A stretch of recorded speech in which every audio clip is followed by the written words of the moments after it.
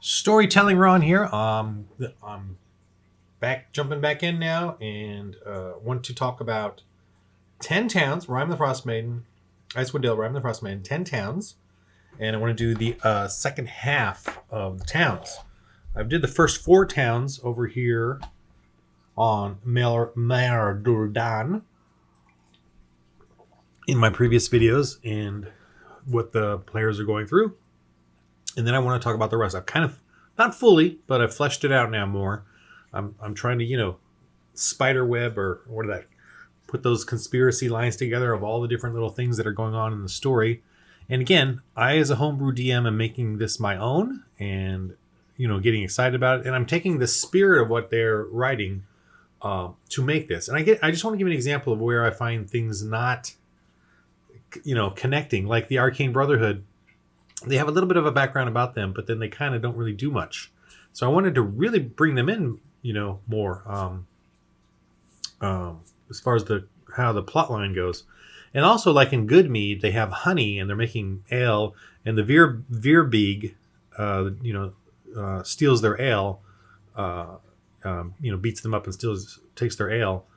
And I'm like, why would, after 2 years of a winter dread, why would they have honey still? And then they would have drank all the mead, and they'd be running out because they got all their beehives and are dead. All their bees are dead. So it's things like that where you find that there's a disconnect in a lot of these adventures, and thusly, for me, it feels like a very Harry Potter in the sense of like there's this, and this, but they don't really connect, and it's fun, and you're gonna have fun playing for sure, and it's very popular. But for me, I like to have that epic connection that flows, and everything's connected. And when things are connected, it's more, for instance, they have like in Cara Dinaval, the cult with the devil, and then there's a devil at Sunblight, with the Dorgwar. And to me, there's no connection there then with them, and then Oral. So I'm bringing in the gods that Oral are having a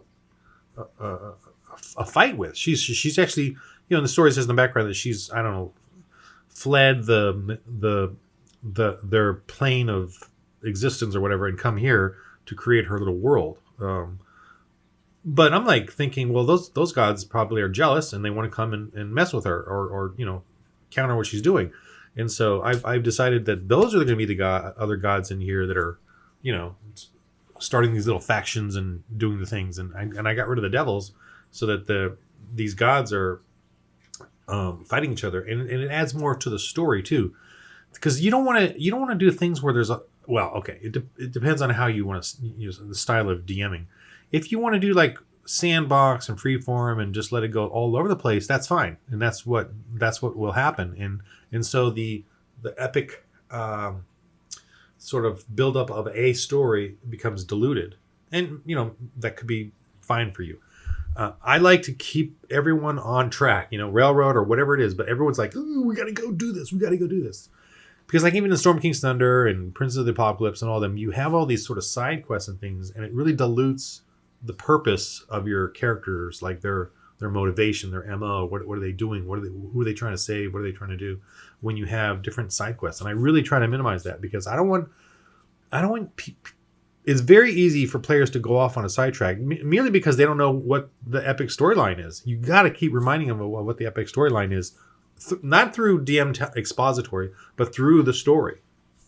And if you have a lot of different gods that are separate pantheons, or think about putting you're putting a Greek mythos and a Hindu mythos in there, and that's just not. It's gonna, you got to keep it all Greek, and all going that direction. So that's what I'm doing, and I'll explain now how I'm breaking this down. Okay, so I've already gone through all of these towns over here, and let me go to Bryn Shander. Okay, so I know Targos is terrorizing everyone. They're not messing with Bryn Shander because it's a big town. So Bryn Shander is going to be pretty. I'm going to make it pretty interesting. It's going to be a big town. The Targos merchant. Remember the Targos with the assassin guy? He is there. I've decided to move him there. What's his name? Sefik is his name, I believe. I'm just trying to find here. Yeah, I'm totally disorganized. So this info I got here, I got from my Storm King's Thunder that I played, and I took this info of these little clans, the Hammer House, the Delvers, and the Silver Triangle.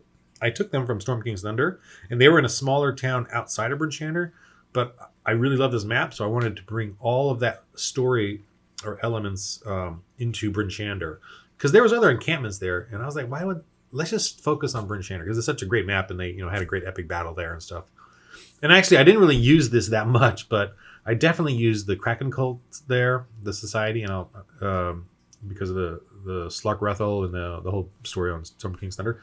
And it was a great. They had two battles there. They had a battle against the Frost Giants, and then they had a battle against the Kraken Society. So that was it was a fun, epic use of the map. Definitely, because they fought all around in here, and then they fought over here by the deep one, Sam Hill, which is like an abandoned church. And I'm going to be using this in this story as well. Now, this area right here has got burnt out. This is all Dwarven, and they're all shut down and barricaded and reclusive and getting sick and tired of all these conspiracies. But now the deep one, Sam Hill, is turning into a frost druid cult, worshiping Orel. So it's all burnt out though from the previous Storm King's Thunder thing. So, but they don't care. They're using it, and it's all frozen and snowy, and there's frozen, I don't know, bodies perhaps. I might make it that creepy. But they're drawing in the rich of the, everyone's in a panic, right? Everyone's scared. So the rich are going there, and praying and deliver us from this, the suffering. And so the rich are being slowly sold off, not sold. Sold this false, thing, this false sale of whatever the heck whatever. So they're being sold this false goods. Why am I stuck on this? Okay. And, I know that I sniff and touch my nose and smack my lips. So I'm going to try, and I put a little post-it right by the camera to stop doing that, because it's very annoying when I watch myself and I see that. And so I'm just trying to, and then I'm very aware that I do that. So just so you know, I'm very aware, and I want to teach myself to be, perform correctly on camera, on the fly, without a script. I know I'm not doing a script. Okay. So what I'm going to do is the Torg merchants, and where's that dude? I have him written here. Here. Okay. I'll come back to this, but I just want to get the name. Sefek? I think it's Sefek. Sefek. Okay. Sefek is there, and the Torga captain. And I'll explain this here in a sec. So they're here in Brinchander, and what they're doing is they're cannibalizing. Yeah, I'm going to make it that horrific. You know how they have the human sacrifices? Well, I'm pushing this human sacrifice thing to a terrifying level. Because think about it, 2 years of dread. People are starving. The food is starting to really, really run out, because they might have a couple of years worth of, stored grain and all, but it's running out now. And there's a panic. And so here's a couple of scary things. The Torg merchants with a frost druid have created this oral cult at the church here, and everyone's coming, and then they're selling them meat. Exactly. The human sacrifices, whether they they're in charge of the human sacrifice as well, once a month, but they're also killing people, especially the poor or anyone that looks like they're out at night and they're going to die frozen. They take them. So it's kind of easy for them to kill, not necessarily kill, but abduct people and then kill them and cannibalize them, because everyone is starting to suffer and freak out. And I would say it's a small scale operation. It's not like it's a wide, they just, it's small enough that it hasn't, everyone's in a panic anyway, but it's small enough that it's not like the powerful have not yet really been affected by it. Like the Lord's Alliance, the House of Triad, the Forge Masters over here, the Wizards Academy, the Druids. They're sort of looking the other way because everyone's suffering. So of course people are dying. So yeah, well, we don't, So, but this is growing more and more powerful. The dwarves here are getting very suspicious, and they're locking down. They're, how they are. They're locked down, and they're and barricading themselves in again. So the Torg merchants are very thrilled by this new business venture with the Frost Druid. And another thing the Frost Druid is doing is she's drumming up pilgrims to head south, south to we're going to leave and go to a better place, And what she's referring to is they're going to all die. They're going to be taken by the goblins or gnolls or frozen or both. And she's doing that because remember, her whole desire is to get rid of all these humans or freeze them. That's, so murder on them. So she's killing them off. So Frost Druid Isla is doing the Frostmaiden's bidding, and that's so. This is a way to me of perhaps drawing the players out into the mountains where the knolls are. Here, let me show you on the map real quick. It's right there.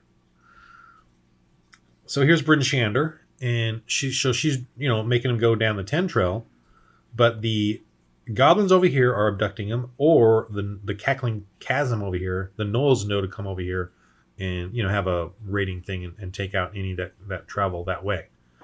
So both of them are being, made known of this as well.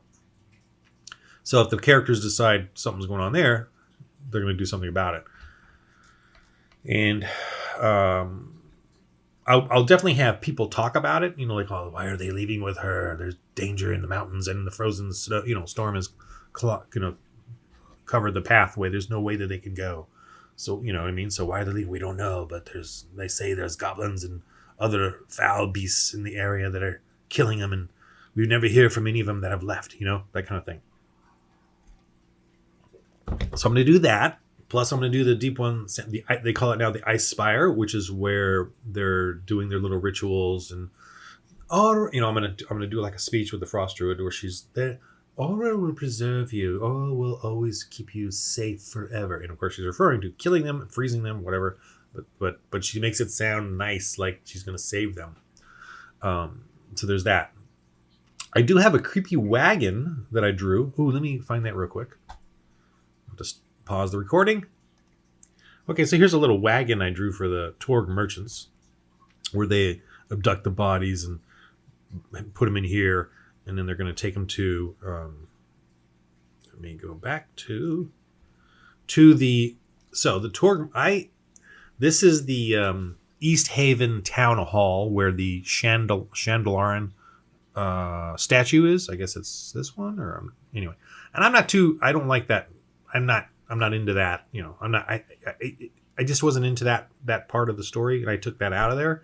I just took this whole thing out. Hey, I can use this for the Torg merchants, and so this is going to be their building where they're abducting the bodies. They're keeping them here in some in the first floor somewhere. They got their bandits or ruffians. I probably shouldn't call them bandits. They're not really bandits. They're thugs, and they're and this is where Sefik and Torga, the captain, are residing as well. And in the first floor, they bring in the wagons through here, and they keep the bodies here somewhere. The statue is going to be an ice statue to Orel. Some other extra little things here. Let's see. Oh, it's going to be a statue, so it's going to be a foreboding of her three forms. So it's going to be an owlbear, a woman, and a giant gem, all kind of ugly together. And there's going to be you have to save versus a DC 15 charisma or get a little bit of madness. Okay. And there's some lesser frost druids going to have here, so that'll be some fun fighting. If I'm going to assume they're going to come here and try to stop Sefik and Torga. In the dungeon down here is going to be some frozen corpses and a zombie, some sort of cold light walker or something is going to be in there. I haven't fully fleshed that out yet. It depends on what level they are. And some treasure rolls and stuff. So the dungeon is going to be creepy, bad stuff, cannibals and stuff. The third floor is going to be the thugs, their kind of place. This floor is going to have Sefik and Torga, their residence. And so that's kind of it. It's gonna, as far as that goes, they got to find them, fight them, stop them. And the sheriff and the speaker, they're obviously not. They're against all this that's happening.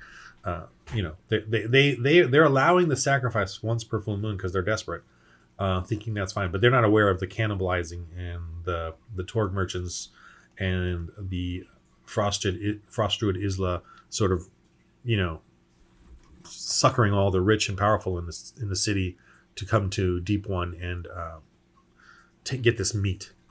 So the rich people believe in they're being saved, and then they're getting black market meat from somewhere. They're being told a lie. But the truth is they're eating other humans, and they don't know that.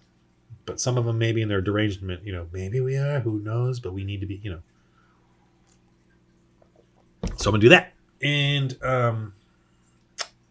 Yeah, and basically all this other stuff, I don't know. Aside from them buying items from them, I don't really know. I don't really have any kind of full on, storyline with these things, little factions. Okay, so anyway, that's Bryn Shander. That's what I plan on doing there.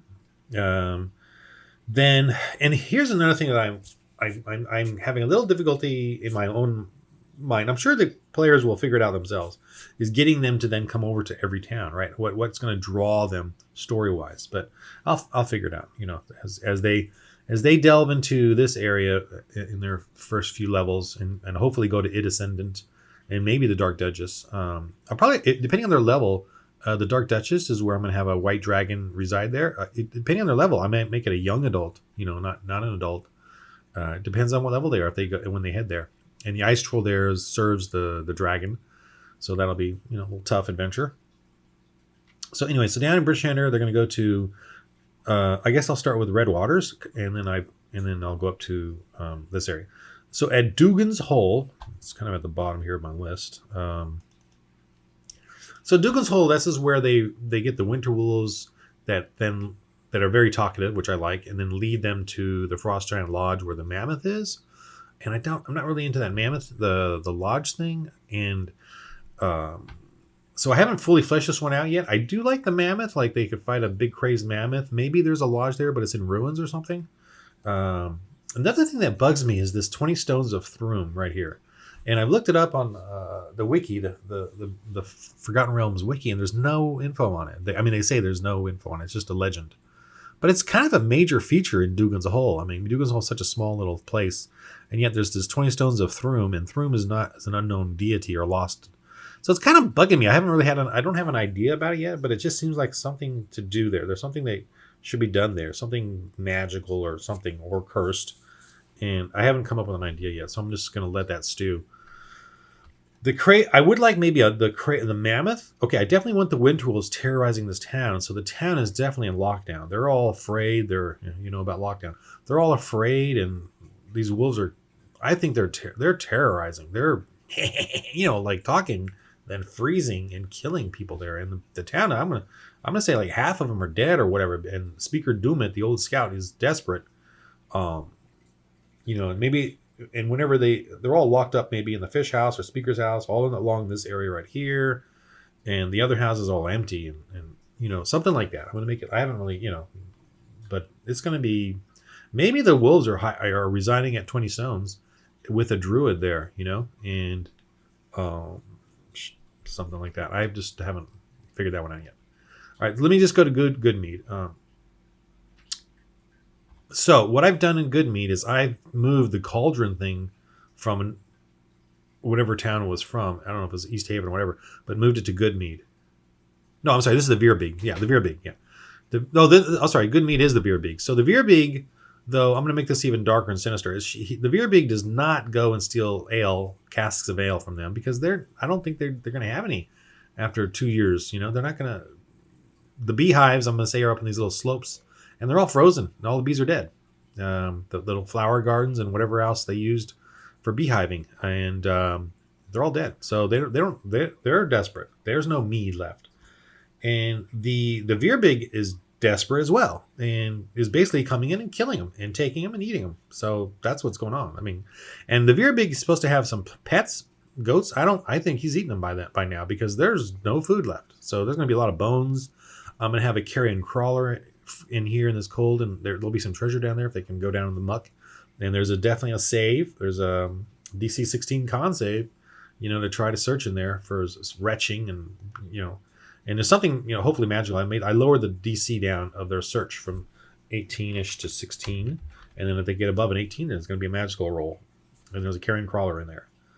Also, the Veerbeeg is a marauder with the ogre and the cave bear. And the ogre, I raised up its hit points because of the furs, or its armor class rather, because it's wearing furs, and so that's going to be a tough little fight, I think, and that'll be good. In this layer thing, the tomb, I am just going. Okay. I haven't fully fleshed out the tomb thing. I looked at what they have there, and I didn't like the magic items that were in there, so I'm going to change it. you know, and the whole curse. I'm not into that, so I'm gonna just change that to something basic. You might get a Chardelaine scepter or just some basic magic searches. You know, just treasure search in the tomb. But it is interesting though. I like that there's a tomb here, and then you know you could add a little more flavor to the layer to the adventure. So I do like that, and I'm sure I'll do something. I just haven't really fleshed that out. I'm just going to make a note here. Tomb issues, just to remind myself. So what else? So I'm going to take out in. They do have a thing in the Good Mead where the Zentarum of Targos are trying to take over the township, the speakership, and that's fine. It's an interesting thing, but I think for me personally, that's going to throw it off a little, and I don't want to do that. I'm just going to keep that out of it and just keep it a simple, save the town from the Veerbig. So I'm just keeping the Chultan lady. She becomes the next speaker and was the wife of the one that got killed, because they did try to stop the Veerbig and they all got killed. The best 4 militia and the speaker. And the rest are mourning, and they only have 16 old young men left, so they're gonna be killed by the Veerbig, bit by bit, if they don't get someone to rescue them. That's basically, I'm gonna keep it that simple. The Shrine to Tempest. This is maybe a little side thing, but I'm gonna do this where the acolyte Shen. I just made this up myself because I just saw Shrine to Tempest. Now, one of the characters is a clerik who decides to become. He chose the life or the domain of Tempest. I thought he was going to be life domain because of healing, but he chose Tempest. But he's totally new to this whole D&D thing. But that's kind of interesting, doing stormy stuff, and this is a weathery thing. So I said, let him, that's fine. So I'm going to have him be a little test here of faith and will, where this acolyte's going to try to, evangelize him to become a worshiper of Tempest. But he's fixated on being, a worshiper of the Father, the creator of all things. And so he doesn't want to, this little minor deity thing. But this would be a fun little discussion, join me, in my temple, because I have no one else.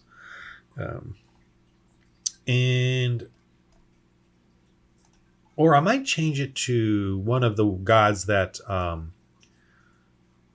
might change it to one of the evil gods, that are in this storyline. Oh, let me find that. Evil gods, maybe, instead.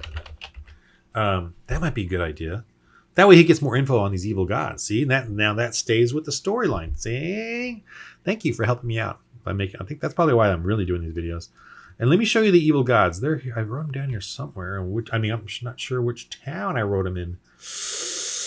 Okay, that's sad. Oh, it's up in Lonelywood. Yeah. Okay, so in Lonelywood, yeah, here. So. God of Talos. I'm going to do Shrine of Talos there. It used to be Shrine of Tempest, and then this evil acolyte turned it into Talos. Because these are the ones, plus Malar here. Here, Malar is the god of the hunt, and these are all evil. Umberly is the goddess of the sea, so she's over by the sea. I'll just say it now. She freed the wizards, the Brotherhood, Arcane and Brotherhood. The backstory on them is that they were on the Dark Duchess, the ship that got marooned or stuck in the ice, and one of the characters was a sailor on that ship. And so he has. I keep smacking my lips. Or my tongue. Okay, so Umberly, she freed the wizards on that ship so that they can then kill the ship, and then the White Dragon came I guess White Dragon came to free the wizards, and then the wizards took on her role to then go and counter Aurel. So the Arcane Brotherhood wizards are agents of Umberly, sort of, but they all failed. They all screwed up and did their own things, as I'll explain in a sec. So Talos, god of the storms, he's not really in this. So I'll probably put him in that Shrine of Tempest and that acolyte there, and he's trying to build a force to counter Aurel as well. But I'm going to make him be kind of wacky and evil, because there's obviously evil. He wants credit for all these storms, something, okay, to take over basically. And Malar, god of the hunt, he's coming up in the story as well, or in this video. So let me get back to.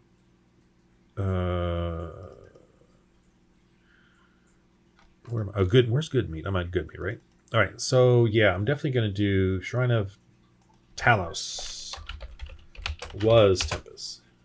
So somehow this guy's going to be deranged because he's gotta make deranged because it's evil. So he wants to do something.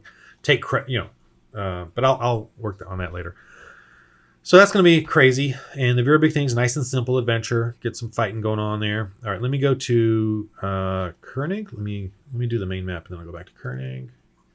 So now that we've done Goodmead and Duganhold, which are kind of small towns. Let's go to East Haven. Oh yeah, East Haven. That's a big one. Alrighty. Let me do East Haven, which I really like and really helps me. Okay. East Haven is where I'm going to introduce the Dwargar. The Dwargar obviously are a big part of the next component of the story. And what's happening with the Dwargar is, now they said the Dwargar were up in one of these boats, hiding in one of the boats up here, right? And I don't want them up there. What I want them to be is down along the edge here, terrorizing the outskirts of the town. And this is obviously leads south towards Sunblight, their main fortress. So they're coming up and terrorizing this area. And what are they doing? The goal for the Dwargar is to steal items so that they can trade. Let me go to the map. So Sunblight is what they're doing. Cackling Chasm, Carlock, and the Cave of the Berserkers are all Shardolin mines. And so those creatures are all mining the Shardolin, and they're using slaves or themselves or whatever. The Berserkers are probably doing it themselves because they are so addicted to the Shardolin. But what the Dwargar are doing is that all of these, the Cackling Chasm, Carlock, and the Berserkers, the Goblins, the Gnolls, and the Berserkers, still want stuff, right? They want items, gold, shiny things, whatever that the Dwargar will trade with them. And so the Dwargar are just stealing stuff from the humans. And and I took out the devil there and replaced it with a frost druid. So she's telling the Dwargar what to do. Go terrorize the humans, take their stuff, kidnap for slaves, right? Slaves, and take them to the Cackling, the Gnolls, the Berserkers, and the Goblins to mine. And so everyone's going mad with the Shardolin. They're all getting their madnesses, and the Dwargar are thrilled, and they're terrorizing East Haven, stealing items and kidnapping people, and the Frost Druid at East Haven is helping them too, and it's a very horrific. Here, let me show you. I mean, my goodness, here's why for me, I love typing out their stats like this and simplifying it, because as I was typing, I saw sometimes when you read and you read so much in D&D, you just kind of skim it, right? DMs, you're guilty of that, just like me. We skim the content as opposed to really read it. And when I type it out, it helps me slow down, know what I'm reading, to type it out. And I just missed this forever, in this. But the Dwargar Mind Master is a very horrific and terrifying thing. He can make them do things, use or react to attack a target that the Dwargar chooses. So what he's doing, he's invisible, and then he gets them to attack their own family members, like a father attacks his children, or his wife, or the wife attacks the husband, or a friend attacks a friend, or a guard suddenly attacks another guard. Just one crazy hit that could kill them or at least injure them, so that why did I do this? So not only are they all are winter dread and they're all living in fear, they suddenly go crazy and start attacking their own family or friends or the guards.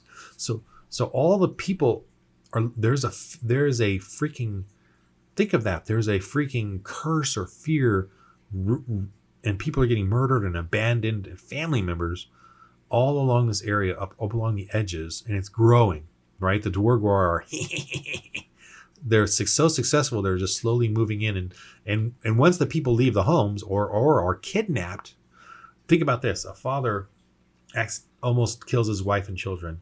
He then, in such fear and guilt, goes into the tavern or wherever to hide from his own evilness. Now his wife and children are abandoned. The Dwargar come in and take him, kidnap him. What a horrifying! I'm going to build that up. I'm going to definitely have a salvation that they save them, rescue some. So this is the players are going to learn about all this, and that maybe some husband who's going to kill himself, and what happened, and he almost killed his wife, and then he left him, and now they're gone. You know what I mean? Taken by the ghosts, the evil spirits, and I. You know what I mean? That is so deep, of a horrifying thing. So I'm going to have that, and also the Frost Druid is doing the rituals of sacrifice once a month here on this mountain, and there's frozen bodies up there, so that's even creepy. Another part of the story, and I'm going, is Macradius, one of the microphone cables. Okay, one of the brother Macradius. He's the necromancer lore master. He's the one that's doing the Black Cabin thing. Up in the Black Cabin, trying to make that summer star and the him and I've changed this. So he's there, and Zahn is there. Zahn, the one that's supposed to be a simulacrum. Someone told me how to pronounce that here on YouTube, and I appreciate it, but I forgot already. Simulacrum. He's not a simulacrum. He's just an apprentice for Macradius, and he's there at the Black Cabin. He got killed, but he wrote in a journal what he did. So that's where this story is going. But Macradius came back to East Haven, and he was going to take those sacrificed dead bodies and turn them into his undead servants. And the Frost Druid, of course, caught on to that, and they abducted Macradius, and they're going to have that fire, which is kind of cool. So when the players do come into town, there's going to be this what's it called? When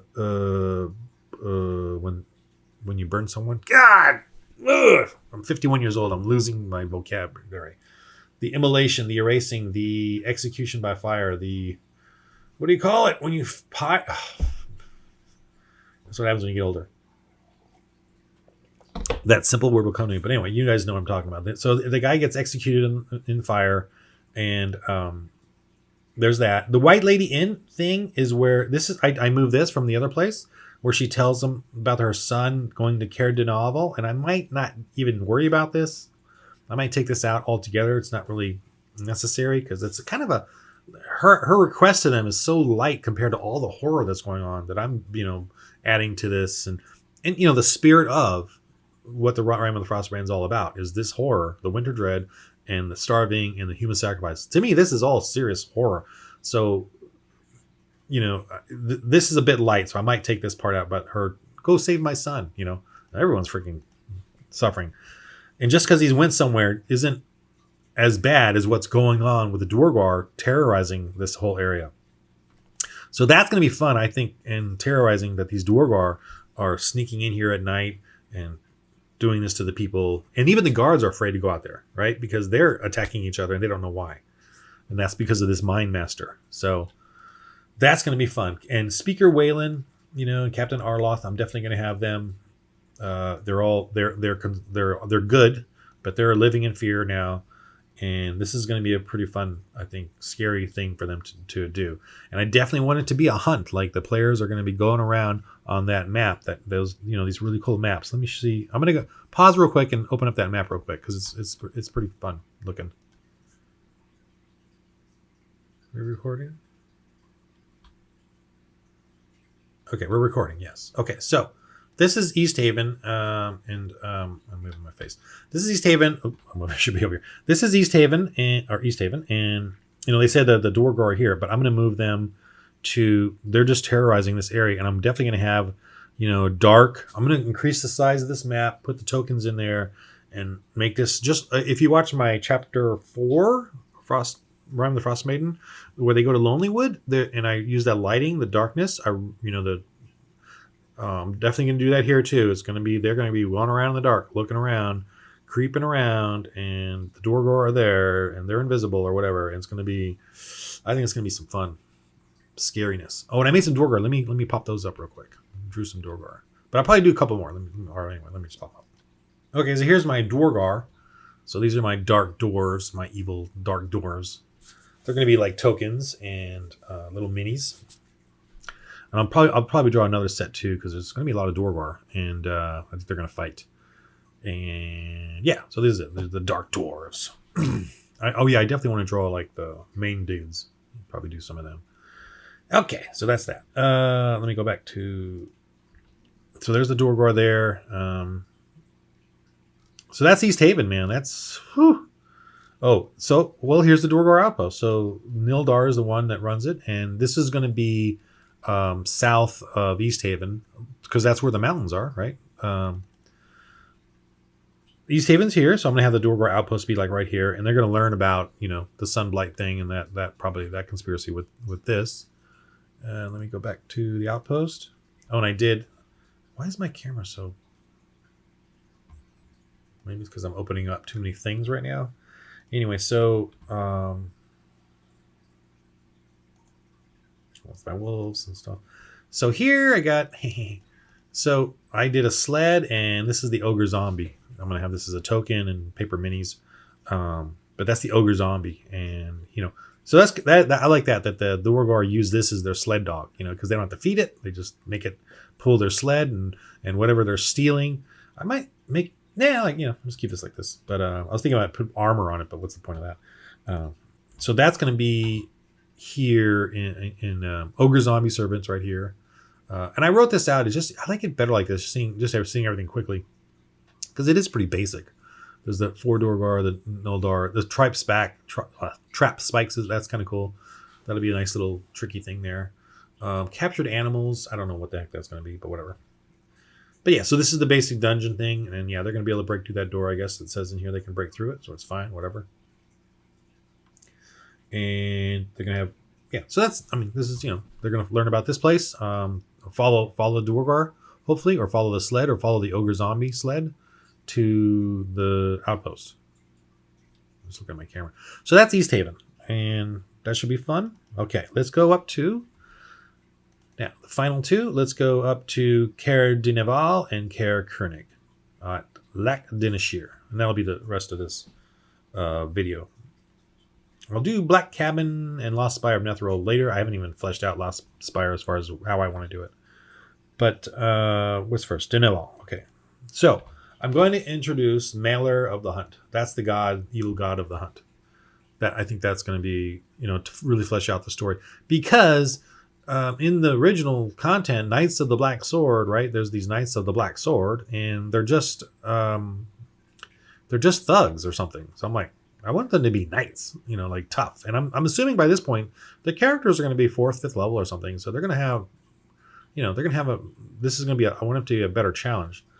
And because they're servants now of Mailer of the Hunt, they're against Oral and the Frost Druids. So these knights, they're still evil. They're terrorizing the town. The town is all living in fear of and they've taken over obviously the speaker's castle, and he's in a prison there. But they're hunting any animal in the area, which there's probably not any left, but especially cold lights and frost druids. And there's a frost druid hung up on this tower here.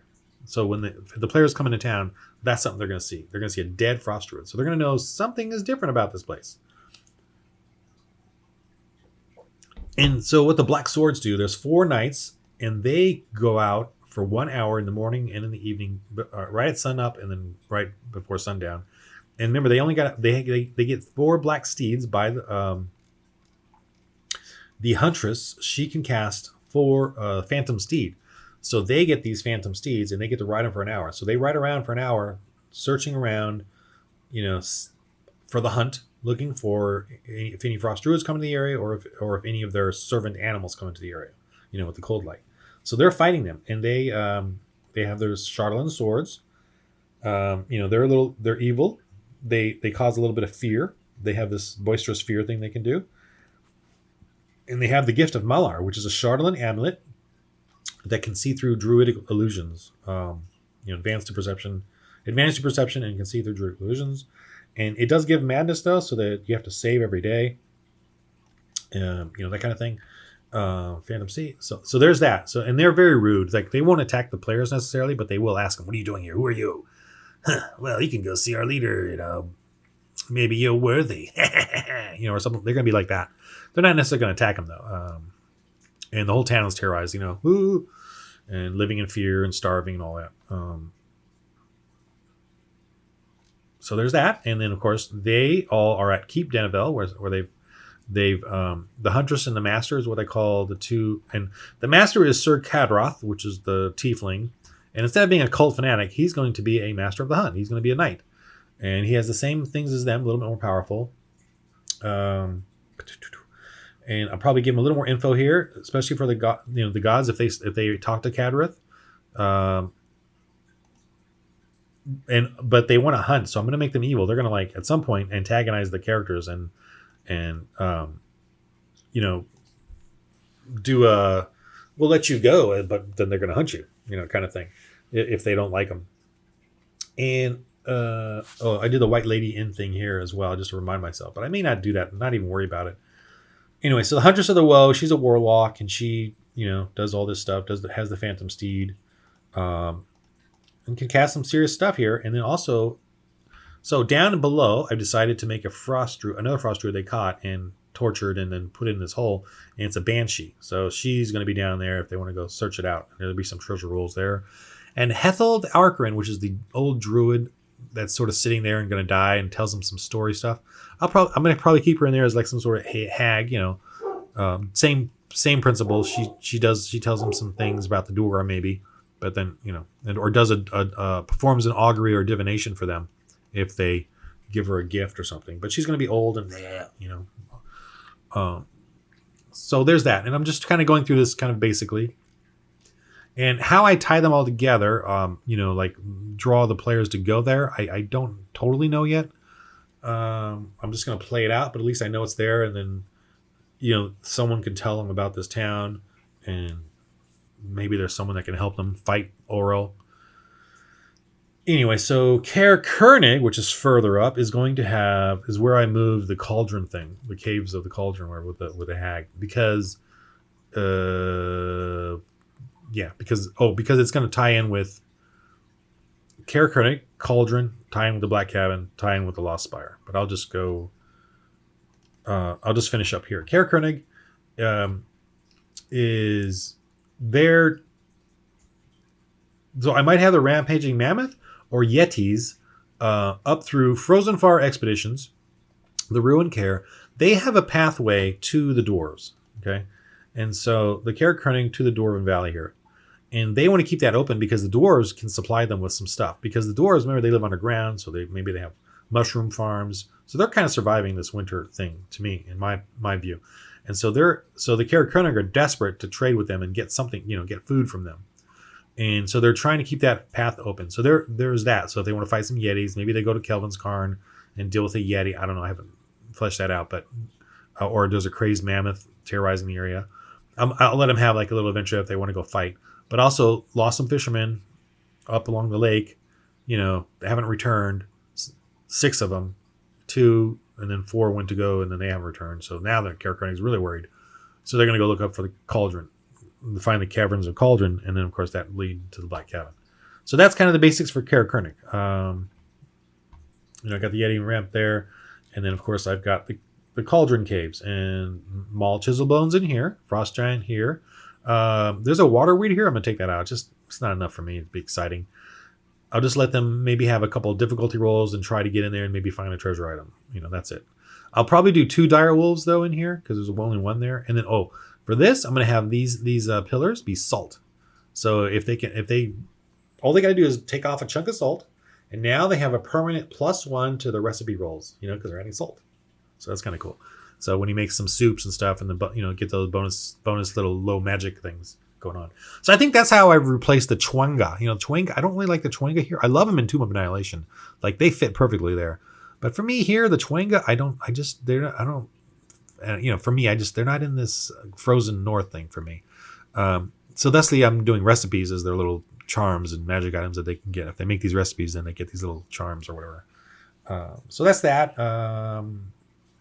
That's just my fleshing out the last towns and what's going to go on there, and how I connect them. I still got to figure that out, but I really like the way the players are deciding what to do, and I just have everything ready, and I'll figure out as they go more and more storyline. Like when they went to Lonelywood, I created a druid based on what they wanted. So I just created a druid, and that helped me flesh out how they were going to go find the elven tombs, because I didn't know how they're going to find the elven tombs exactly. I know they were going to follow I just didn't know the details. And then once they wanted the druid, I was like, oh, well, I guess there should be a druid there. So I have everything kind of ready. So when they figure out what they want to do, I'll be able to break that down even more. But So hopefully this is helpful. It gives you ideas about, again, I'm just repeating myself, but gives you ideas about how you, create this and make it exciting and make it, what thrills you and stuff. And yeah, just having fun doing these videos. And it actually helps me because as you can see, I think while I'm talking about it, and I enjoy your comments and your likes and, just trying to add to the YouTube culture of D&D and teaching and helping. All right. So thanks for watching.